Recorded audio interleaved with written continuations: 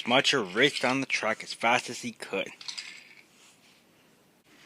He was determined to please Sir Topham Hatt and his new tank engine twin friends. As Smudger raced down the line, he passed Hank and Sir Topham Hatt and didn't even see them. But they saw him. "Was that Smudger?" asked Hank. "What's he doing out here?" said Sir Topham Hatt. "He's supposed to be working at the Blue Mountain Quarry." Smudger raced up onto a high bridge so he could get a better look at the rainbow. Smudger raced up onto the top of the bridge. He could see that he was nearing the end of the rainbow, and he continued on. But Smudger took a wrong turn at the junction, and soon found himself back at the wharf. "This isn't right," he said. "Now I've gone the wrong way and lost time on the rainbow." And Smudger continued on down the track. Smudger continued on and soon came to the back country.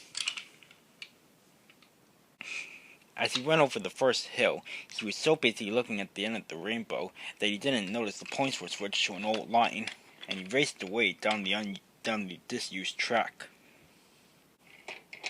Smudger came through a tunnel and soon found himself at an abandoned pier. "Wow," said Smudger, "this place has not been used for years, I can tell." Smudger saw a T-switch up ahead. He was going to turn around to try to leave the pier, but he was going so fast that he ran straight off the track. "Oh no," said Smudger, "I'm stuck." And he was. Smudger looked back, and he could see the rainbow disappearing. "Oh, darn it," he said. I missed the rainbow, and I haven't found something special at the end, and now I'm stuck somewhere where no one will find me. Oh dear, what am I gonna do now?" Just then at that moment, Butch, the tow truck, pulled into the pier. He had brought an inspector to come look at the pier and see if it was worth restoring. He was surprised to see Smudger. "Hey, what are you doing here?" said Butch. "Oh, my name's Smudger," said Smudger. "I'm the new engine Sir Tom had brought to the narrow gauge ferry, and I'm kinda in need of some help right now." Butch reversed, coupled to Smudger, and turned around, and he pulled Smudger back onto the rails. "So what are you doing all the way out here at this abandoned pier?" said Butch.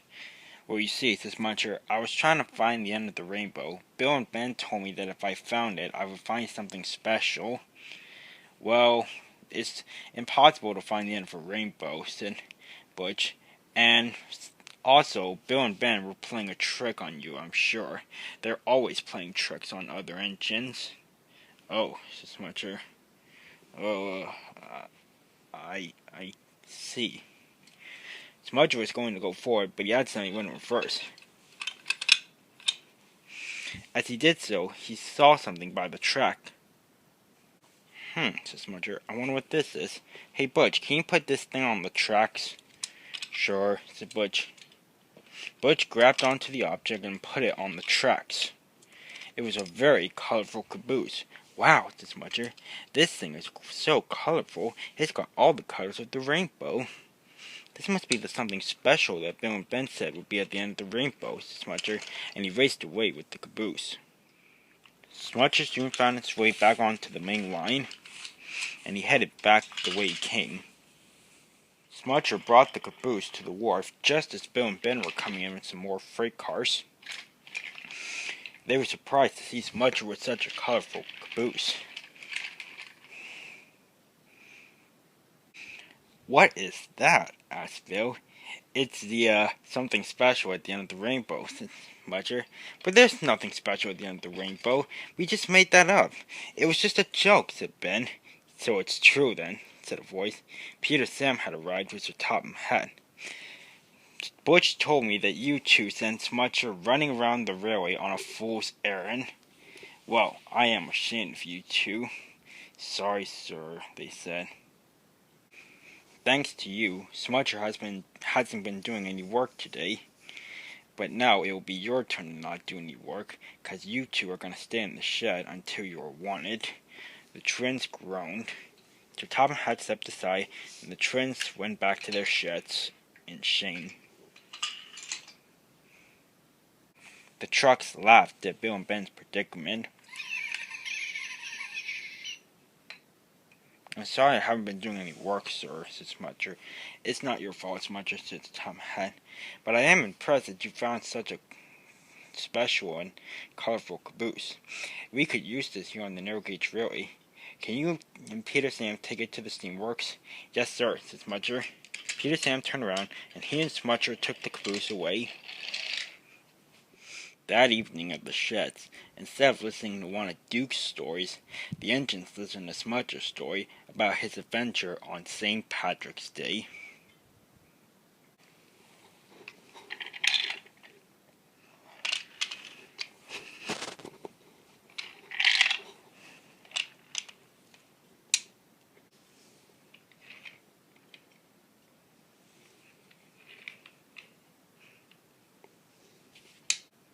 "You better have a good reason for dragging us here, Den and Dart." "Yeah, we've got better things to do. We should be scrapping steam engines at the smelter's yard." "If we had any steam engines to scrap, that is." "Why am I here? Wait, where am I? Ugh, why must I be so forgetful?" It would seem, from a conversation we heard with Sir Topham Hatt and some other Diesels, that Diesel is gone. "Say what?" What Den means to say is that since the day Diesel stole Duck's slip coaches, he has gone missing. The Fat Controller has sent 4 Diesels to find him, but until they can find him, we're going to go on strike. "What for?" "Well, Sir Topham Hatt has said that he will pretty much punish Diesel once he's found for stealing the slip coaches, but we're not going to let that happen. We're going to go on strike, and we won't do our work until he promises that he will not punish Diesel."